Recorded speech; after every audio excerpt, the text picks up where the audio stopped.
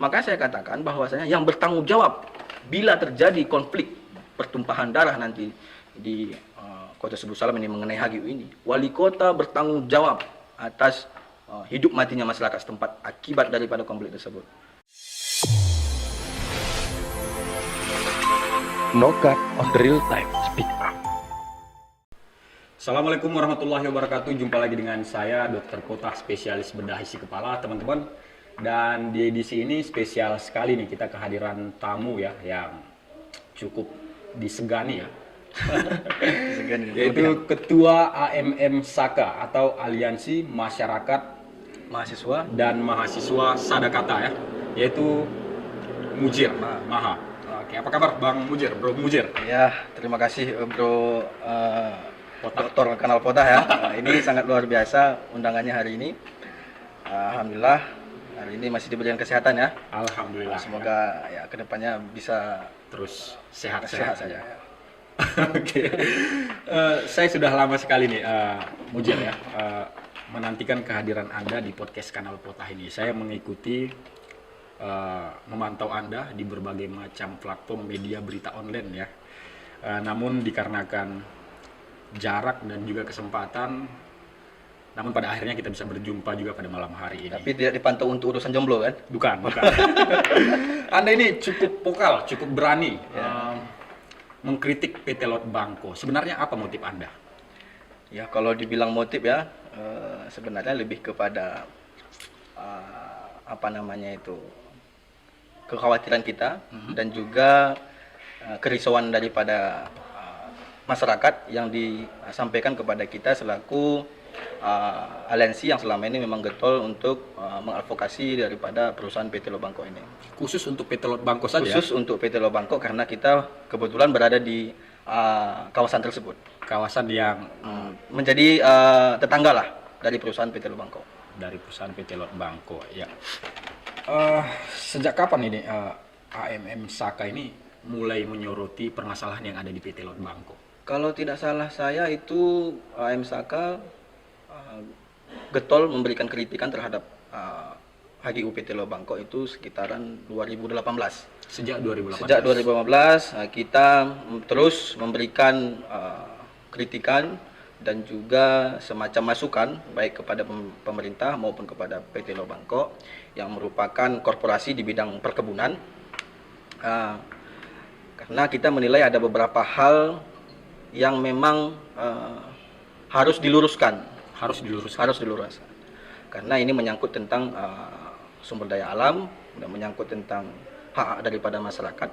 Jadi kami menilai perusahaan PT Lot Bangko sebagai perusahaan perkebunan harus memberikan hak kepada masyarakat seperti ya beberapa item kebun plasma, CSR, kemudian tanggungan sosial kepada masyarakat sekitar, iya. Dan juga ya kepada karyawan yang berada di perusahaan tersebut. Perusahaan tersebut ya. Apalagi menjelang perpanjangan HGU PT Lot Bangko kemarin itu beritanya cukup banyak sekali itu yang naik dari AMM Saka ya. Bahkan dalam satu statement itu Anda juga ikut mengkritik pemerintah dalam hal ini wali kota. Betul. Anda menyatakan bahwasanya wali kota Sebul Salam secara diam-diam memberikan rekomendasi izin perpanjangan HGU. Ya, itu betul. Jadi kami cerita sedikit ya, bahwasanya perusahaan perkebunan PT Lot Bangko ini berdiri tahun terbitnya izinnya dari kementerian itu 1989.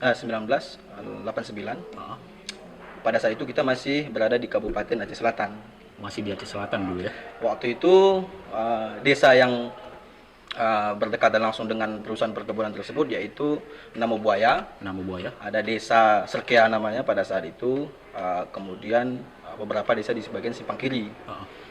Jadi perjalanan waktu pada masa itu perusahaan ini ya bisa kita katakan naik turun karena pada masa itu kan ya ada terjadi konflik, kemudian mungkin beberapa hal sehingga terjadi ketidakseriusan daripada perusahaan PT Lot Bangko untuk merawat kemudian menguasai daripada lahannya tersebut. Berarti Anda bersama teman-teman Anda di AMM Saka itu menolak perpanjangan izin dari PT Lot Bangko ya. Ya betul, menolak, tapi dalam kategori ada syarat. Kita mensyaratkan bahwasanya perusahaan PT Lot Bangko bisa dilakukan perpanjangan, tetapi kita dan pemerintah harus mendorong PT Lot Bangko memberikan kewajibannya kepada masyarakat, karena itu menjadi apa namanya itu, menjadi sebuah hak yang harus diberikan terkait masalah gaji UMP karyawan yang sesuai dengan UMP, yaitu kalau tidak salah saya sekitaran 3.100.000 ya kalau UMP Aceh ya. Ya, sekarang 2021 itu 3.165.000. Ya, kurang lebih seperti itu. Kemudian juga masalah plasma. Ya, kita bayangkan saja selama 30 tahun berdiri, sejak 89 itu sampai tanggal 31 Desember 2019, habis izin HGU, itu kebun plasma belum juga hadir. Belum ada sama sekali. Karena sesuai dengan undang-undang tentang nomor 39 tahun 2014 tentang perkebunan, dan juga undang-undang terbaru bahwasanya setiap perusahaan yang memiliki apa namanya itu kegiatan aktivitas yang menyangkut tentang perkebunan harus memberikan kebun plasma atau kebun rakyat pada masa itu disebut ya kan. Dari konsensi lahan itu, misalnya konsensi lahan daripada perusahaan PT Lot Bangko kalau awal daripada izin HGU-nya itu yaitu 6.818 sekian hektar kalau tidak salah saya. Wow. Itu cukup luas pada masa itu. Namun setelah terbitnya izin baru yang dikeluarkan oleh Kementerian ATR dan BPN tahun 2021, itu kalau saya tidak salah sekitaran 3.700 sekian hektar untuk luas HGU terbaru untuk PT Lot Bangko ya. Nah, itu gimana sih sebenarnya ini Bro Mujir ya, karena saya terus terang tidak begitu paham ya tentang plasma ini ya, dan mungkin juga teman-teman nggak tahu nih, bisa dijelasin nggak gimana sih sebenarnya ketentuan dari plasma ini sendiri? Kalau dari kacamata awam saya sendiri menilai bahwasanya plasma itu adalah suatu kewajiban dari suatu perusahaan untuk diberikan kepada masyarakat. Jadi plasma ini ada dua versi ataupun dua model kita bilang kan. Pertama adalah kebun inti, melalui dari kebun intinya, kemudian ada lagi daripada luar inti. Untuk PT Lot Bangko sendiri, sesuai dengan SK terbaru tersebut, bahwasanya plasma itu berada di luar pada inti. Di luar daripada inti, yang 3.000 hektar tadi ya? Yang dari 3.000 hektar tadi. Itu berada di luar, dan luasannya itu yang berstatus apa namanya tidak ada pelanggaran di situ, itu kurang lebih sekitaran 517 hektar sekian, seperti itulah kalau tidak salah saya.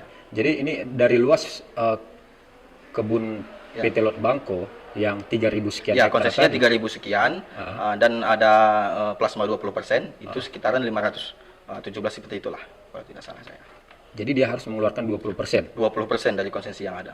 Oke, itu posisinya di mana? Kalau sampai saat ini beberapa kali rapat terkait masalah plasma tersebut tidak ada solusi mengenai hal tersebut. Alasan bermacam-macam. Namun yang saya agak agak kurang sreg terhadap pemerintahan kita.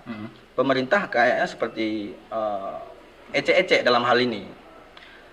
Ia tidak memikirkan ke depan itu akan terjadi konflik besar akan persoalan ini, karena persoalan tanah ini sangat sensitif. Sangat sensitif. Bisa terjadi pembantaian ataupun pertengkaran, ya segala macam lah. Karena menyangkut dengan tanah ya kan. Ya. Jadi kita memberikan masukan kepada pemerintah, mempertegas bahwasanya plasma tersebut harus memang betul-betul diberikan melalui daripada peraturan perundang-undangan. Kan dasarnya sudah ada. Dasar Permentan itu kan sudah ada tentang plasma tersebut. Jadi pemerintah sebagai lembaga eksekutif yang mengayomi dan juga melayani pada masyarakat harus memberikan kepastian terhadap masyarakat bagaimana tentang plasma tersebut.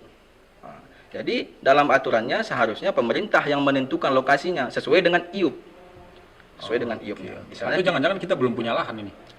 Bisa jadi karena punya lahannya ada, tetapi lahan tersebut ya seperti tadi kita bahas bahwasanya lahan tersebut tidak ada database. Tidak ada database konkret daripada pemerintah, sehingga pemerintah juga menurut saya bahwasanya ada upaya memperlambat ataupun ingin memang memperkeruh. Karena sebagian orang atau sebagian kelompok konflik perusahaan ini sebagai dapur baginya. Jadi ada pihak-pihak yang ingin mencari keuntungan daripada terjadinya konflik ini. Padahal info yang kami terima sendiri dari berita menyangkut tentang PT Teluk Bangkok ini, PT Teluk Bangkok sudah memberikan ganti rugi segala macam kan tentang lahan tersebut. Tetapi ya begitu, perusahaan PT Teluk Bangkok pun saya pikir terlalu ambisius, tapi tidak memikirkan aturan-aturan yang ada. Mereka menabrak beberapa aturan dengan model ekspres. Ya kan model ekspres, arti kata begini, perusahaan ini melakukan kegiatan dan juga aktivitas, tetapi mereka melalui jalur pintas, sehingga tumpang tindih persoalan ini tidak akan habis, dan di balik itu ada pihak-pihak yang memang ingin mencari keuntungan dari hal tersebut. Ada mafia-mafia. Ada mafia-mafia HGU kita katakan. Saya kalau sebut memang mafia HGU. Karena oknum di dalam tersebut bukan hanya pada perusahaan, tetapi juga ada oknum-oknum memang yang kita secara umum ada yang dari pemerintahan. Dan termasuk juga ada dari kita ya. Ya, warganya sendiri. Termasuk. Jadi agak rumit memang sedikit, tetapi harus kita luruskan bagaimana pemerintah bersama dengan masyarakat. Kewajibannya ini dulu kita minta. Jadi kenapa kami dari sejak 2018 getol untuk mempermasalahkan ini ataupun menagih? Karena kami mengkhawatirkan apabila terjadi ataupun dikeluarkannya izin HGU baru ataupun dalam jangka waktu kan, kami mengkhawatirkan perusahaan tidak akan memberikan kewajiban tersebut, sehingga kami menilai dari 2018 waktu yang begitu pas untuk meminta hak tersebut. Karena tanggal 31 Desember 2019 izin HGU PT Teluk Bangkok berakhir sehingga kami getol terus untuk memberikan kritikan agar hak-hak masyarakat tersebut diberikan. Setelah itu dipenuhi baru monggo silahkan perpanjang kembali ataupun ya memelihara dan juga ya, menguasai lahan tersebut.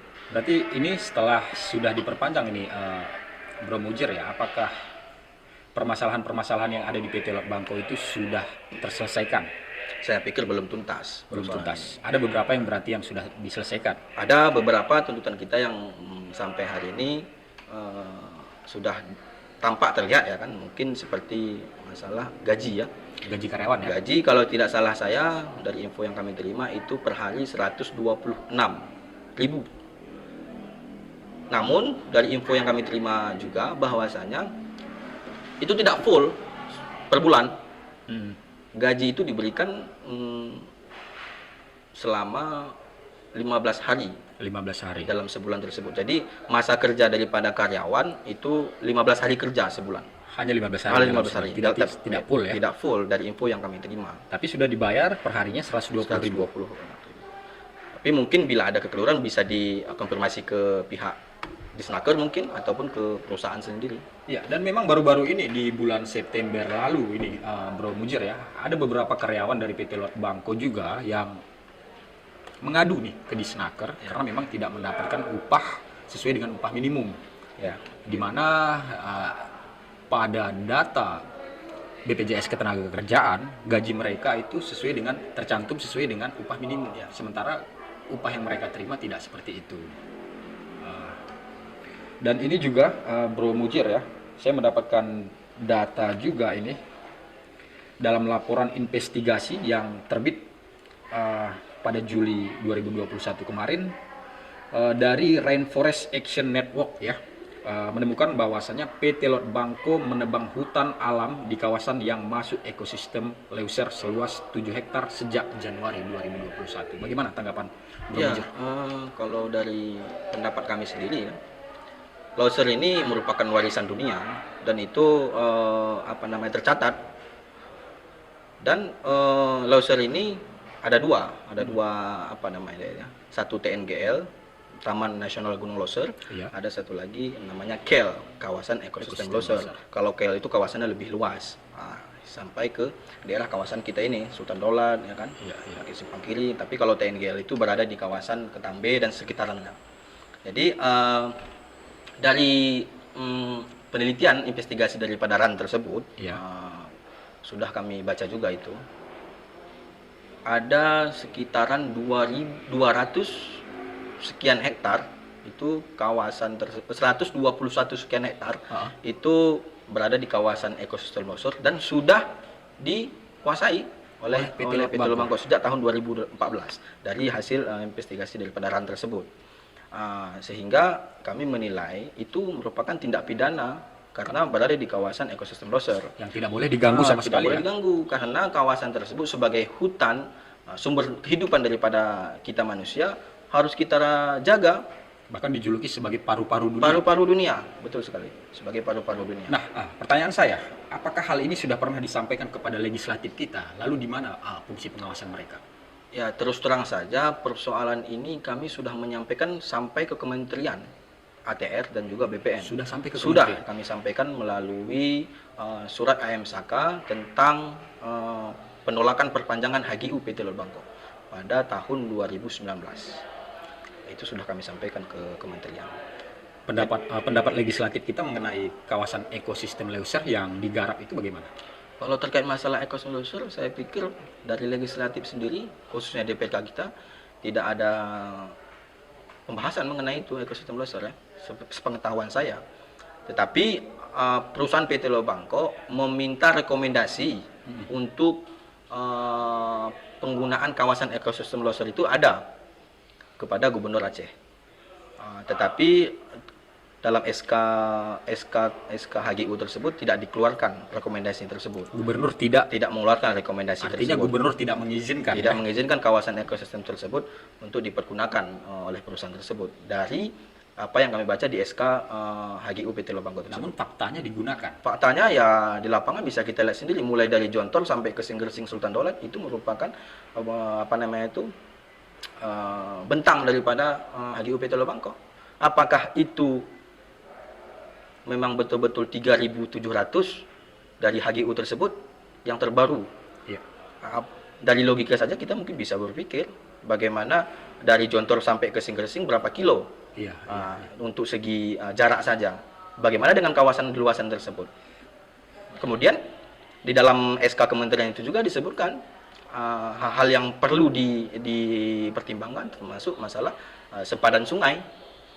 Itu disebut di dalam SK Kementerian tentang HGU PT Teluk Bangkok tersebut sudah dikeluarkan sempadan sungai, tetapi pada faktanya kami melihat sempadan sungai masih tumbuh pohon sawit di sepadan sungai tersebut. Padahal jelas. Bro Mujir, kita jeda sejenak ya, karena ini menarik ini. Kita ulas setelah ini ya. Jangan kemana-mana teman-teman.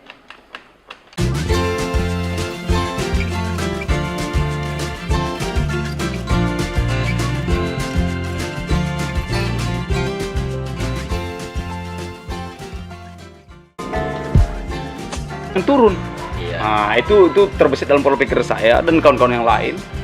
Kita yang turun. Kalau saya mengacu kepada Undang-Undang 13 tahun 2003 ya. Ayo berangkat ayo, tapak tuan tapak jalan. Iya. Orang pion ya, bukan pion. Minta abang marah-marah di sini ya. Saya tidak nyindir. Menyindir orang tua saya karena tentunya orang tukang sederhana lah, tukang tahu. Di sana ada Pak Murah Sakti, ada Pak Salmaja.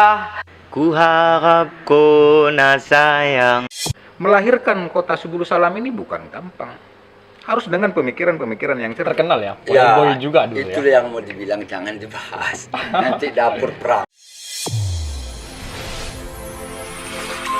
Nogat on real time speak up. Oke, Bro Mujir, kita kembali lagi ya. Oke, tadi kita sudah sampai ke sepadan sungai tadi ya. Oke, itu bahwasanya daerah aliran sungai itu tidak boleh ditanami pokok sawit. Ya, Itu maksudnya ya. Oke, kita minum dulu dong air mineralnya biar jangan tegang kali ya. biar jangan terlalu stres gitu ya. Ya, jangan terlalu stres ya. Iya, boleh. Karena air ini menjadi salah satu dasar juga daripada sumber kehidupan manusia. Iya. Jadi kalau di perkebunan itu hal-hal yang perlu diperhatikan termasuk masalah air. Masalah air. Itu harus, apalagi air aliran sungai. Aliran sungai, das. Ya, itu harus tetap dirawat. Begini, Anda mengatakan bahwasannya sampai sekarang PT Lot Bangko masih menanami pohon kelapa sawit di seputaran sepadan air sungai. Dan Anda punya datanya. Ya, bukan hanya kita katakan menanami ya, tetapi juga menebang pohon di seputaran ataupun di bantaran sungai, daerah aliran sungai atau das.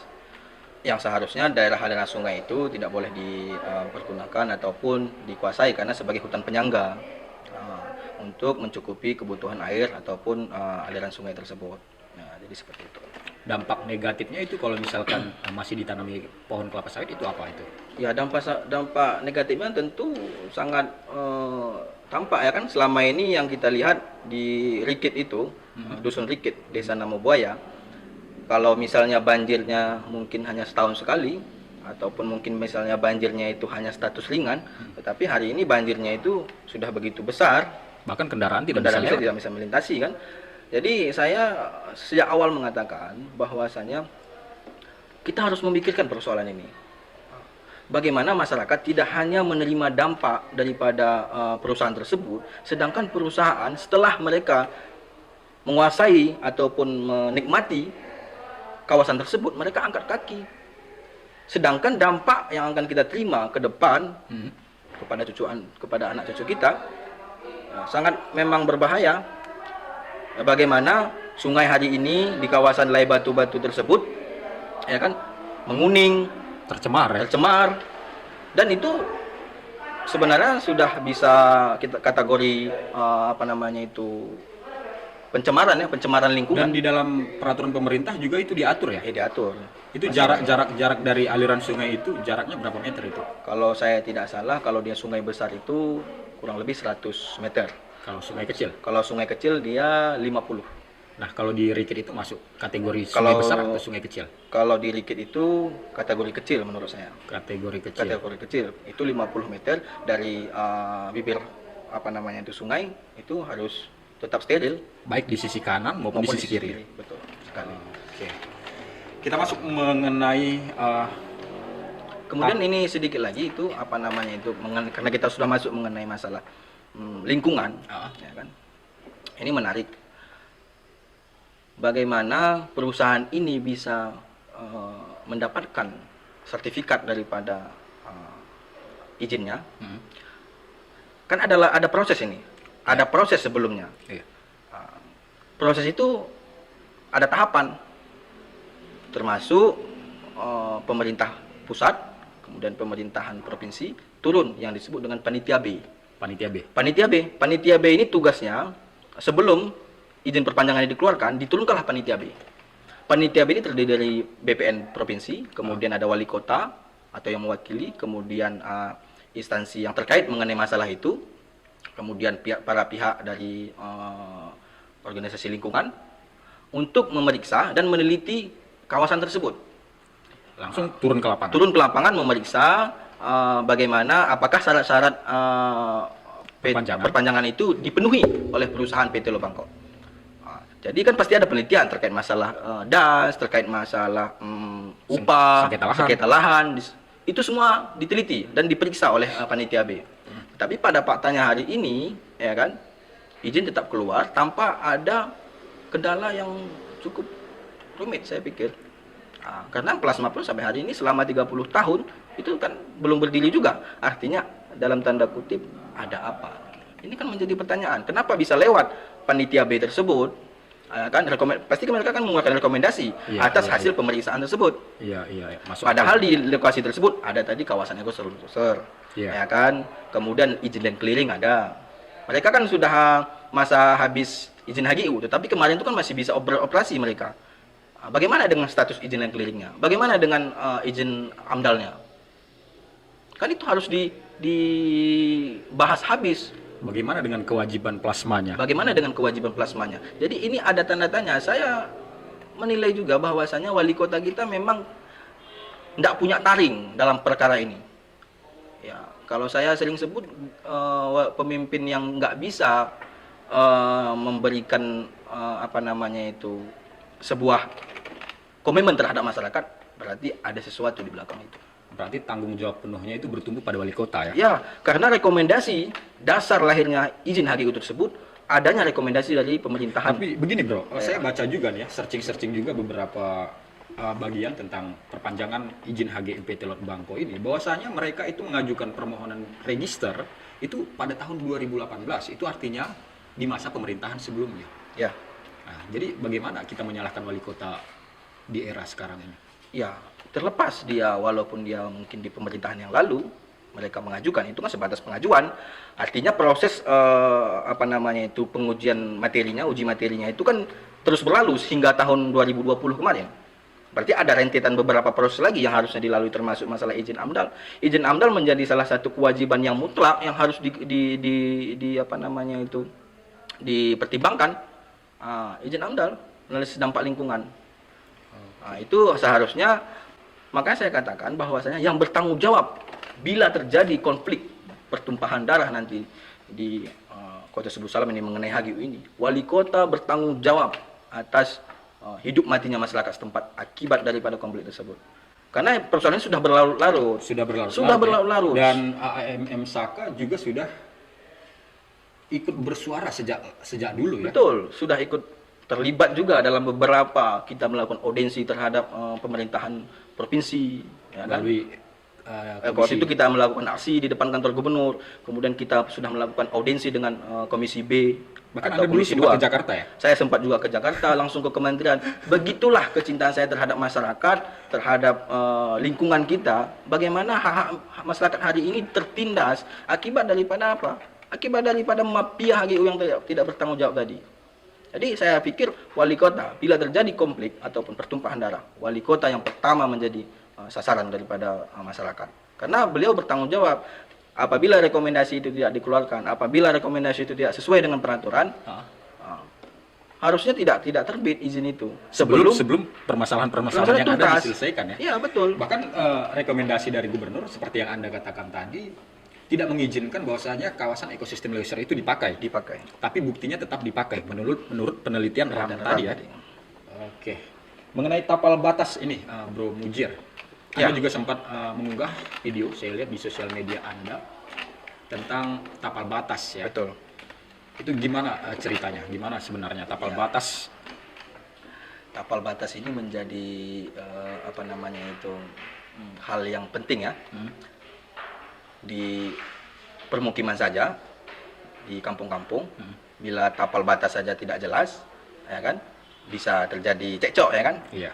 Apalagi dengan ini masalah lahan yang begitu luas, tentu PT Lot Bangko harus punya tapal batas yang jelas, apakah itu melalui patok ataukah mungkin itu membuat parit. Dan hari ini kalau kami melihat sendiri tapal batas itu belum sepenuhnya dilakukan ataupun dibatasi, karena kami pernah meminta juga 3.700 hektar itu yang mana? Yang mana 3.700 hektar itu? Yang mana lahannya? Berani enggak kalau kita ukur ulang? Jadi kami mana batasan-batasannya? Mana batasan-batasannya? Jadi kami meminta kepada kementerian, karena sekarang kita lagi menyusun artikel mengenai masalah dampak lingkungan, kemudian masalah tapal batas tadi, untuk kita kirimkan ke salah satu organisasi dunia yang akan nanti memberikan suatu interest atau tekanan terhadap perusahaan tersebut. Jadi kita meminta kepada kementerian kemarin melalui surat yang akan kita kirim nanti, itu terkait masalah tapal batas, kemudian masalah CSR, itu kita meminta langsung kementerian turun, kita ukur ulang itu HGU. Di mana yang punya HGU PT Lot Bangko, di mana yang punya masyarakat, di mana KL tersebut. Agar itu jelas. Agar jelas, supaya tidak ada lagi konflik-konflik yang dapat membahayakan daripada masyarakat. Tidak ada lagi istilah sengketa ya. Sengketa. Seperti yang kita lihat juga beberapa waktu lalu, itu kalau tidak salah di gedung LPSE ya. Ya betul. Itu tahun 2020 Januari kalau tidak salah. Januari ya. Saya Nah, ada di sini. Saya ada dapat rekaman videonya juga, ada ibu-ibu yang benar-benar Histeris ya. histeris memohon agar haknya itu dikembalikan. Ya, Bahkan dia bilang pondoknya itu dibakar. Ya. Dan saya sedikit terharu menonton cuplikan video itu, Bro Mujir ya. Mengenai CSR ya, tadi sempat disinggung juga, apakah CSR ini tidak termasuk dalam bagian plasma tadi? Kalau CSR ini kan tanggung jawab sosial. Tanggung jawab sosial itu misalnya seperti pemberian beasiswa pendidikan, pemberian sembako, itu merupakan CSR terhadap masyarakat sekitar. Pemberian misal kebutuhan-kebutuhan masyarakat sekitar, mungkin seperti kendaraan yang bisa mengangkut seperti bus lah kita katakan, ataupun air. Jadi kami di kawasan PT Lok Bangka tersebut sekarang air kami sudah mulai susah untuk mendapatkan air. Jadi kami berharap juga perusahaan bertanggung jawab atas itu untuk bisa mengaliri air, apakah melalui PDAM ya kan, untuk dialirkan kepada masyarakat sekitar. Karena air kalau dari sungai kami rasa tidak layak lagi, karena airnya kuning dan kadang-kadang bercampur dengan lumpur, apalagi ketika hujan deras. Iya. Jadi kami tentu menginginkan tanggung jawab daripada perusahaan tersebut. Jangan hanya menikmati. Jika selama ini masyarakat kita bertani di kebunnya sendiri, hari ini masyarakat kita menjadi buruh dan menjadi budak di perusahaan PT Lok Bangkok. Sedangkan hak-hak tersebut tidak diberikan Dan belum terjamin juga ya. Ya, bagaimana dengan jaminan kesehatannya, jaminan ketenaga kerjaannya maksud saya. Kemudian bagaimana dengan upahnya, kemudian bagaimana dengan hal-hal lain. Nah, ini mengenai CSR, mengenai plasma saja belum terselesaikan, gimana kita berbicara CSR sebenarnya ini ya? Ada banyak permasalahan sebenarnya di PT Lok Bangkok ini ya? Ya, masalahnya memang sudah berbelit-belit. Jadi saya pikir sudah sangat kompleks ya? Jadi saya pikir pemerintah selaku yang memiliki kawasan atau RT RW harusnya tidak memberikan rekomendasi terhadap perpanjangan HGU PT Lok Bangkok. Nah, ini sudah terlanjur. Ya. Izin HGU sudah diperpanjang. Dan itu berapa tahun? Kalau dalam SK jangka waktunya itu 25 tahun. 25 tahun. Jadi selama 25 tahun ini kita akan kembali menderita. Itu artinya sampai dengan ini 2021, 2046 ya. Kalau sekarang 2021 ya. Berarti ya sekitar seperti itu. 2046 ya. Nah, apakah AMM Saka masih terus bersuara? Tentu selama tanggung jawab itu belum diberikan, sebelum kewajiban itu diberikan, kita akan terus mendobrak baik itu pemerintahan di Kota Subusalam, pemerintahan provinsi, dan juga eksekutif di pusat. Ya. Masih terus berupaya untuk menyuarakan hak-hak. Ya. Dan kita juga berharap, ya kan, dalam artikel itu kita tuliskan bahwasanya ini kan perusahaan PT Lok Bangkok ini kan bekerja sama dengan Royal Golden Eagle, RG. Jadi RG ini menampung minyak daripada PT Lok Bangkok, ya kan, kemudian disuplai ke Nestle dan Unilever. Jadi perusahaan yang saat ini masih dalam sengketa, ya kan, masih dalam banyak permasalahan, harusnya perusahaan penampung daripada kelapa sawit PT Lok Bangkok itu untuk sementara tidak menerima dulu. Di stop ya? Di stop, karena perusahaan masih ada. Karena kita menilai ini ilegal. Harusnya PT penampung tersebut tidak menampung daripada buah tandan segar atau TBS ya, tandan buah segar daripada PT Lok Bangkok. Nah, faktanya begitu tadi Bro Mujir ya, RGE tetap menampung RGE tadi ya. Dan izinnya juga sudah diperpanjang. Tim Komisi 2 yang tadi yang langsung turun ke lapangan? Itu Panitia B. Panitia B juga sudah menyetujui. Artinya ya. Nah, ya terlepas di itu semua ada kong kali kong nggak kita tidak tahu, tapi pada faktanya seharusnya dalam Panitia B itu masyarakat setempat harus dilibatkan. Harus dilibatkan. Masyarakat harus tahu apa-apa saja yang dikoreksi, apa-apa saja yang diawasi, apa-apa saja yang memang menjadi rekomendasi untuk izin perpanjangan tersebut. Bagaimana kita harus optimis melawan hal-hal itu semua, Bro Mujir ya, dari RGE, dari tim verifikasi tadi ya, dari banyaknya orang-orang yang kita rasa ikut terlibat membantu ya. Bagaimana seharusnya sikap dari AMM Saka ini? Penutup ini ya. Betul. Kalau kami sendiri, ya kan, dari beberapa soal yang kami tuntut selama ini, yaitu mengenai masalah plasma, CSR, tapal batas, kemudian tanggung jawab sosial, ya kan, kemudian masalah UMP, upah daripada karyawan, itu pemerintah dan legislatif harus betul-betul serius sebelum terjadinya amuk massa. Sebelum terjadinya amuk massa. Karena kita dalam beberapa jangka waktu dekat ini, bila memang persoalan ini tidak tuntas, kita akan melakukan aksi. Kembali turun ke jalan. Kita akan aksi menuntut wali kota, karena wali kota sebagai pimpinan daerah tidak bertanggung jawab terhadap daripada kerusakan lingkungan dan juga terhadap pada kewajiban dari PT Teluk Bangkok yang selama ini tidak diberikan kepada masyarakat. Oke, terima kasih Bro Mujir ya, tetap semangat ya. Siap. Dalam mengawal ya laju ya perkembangan di Kota Sebulu Salam ini ya. Terima kasih Bro Mujir sudah mampir ke Kanal Pota. Terima kasih Dokter Kanal Pota. Diskusi kembali ya. Teman-teman, assalamualaikum warahmatullahi wabarakatuh. Nokat on the real time speak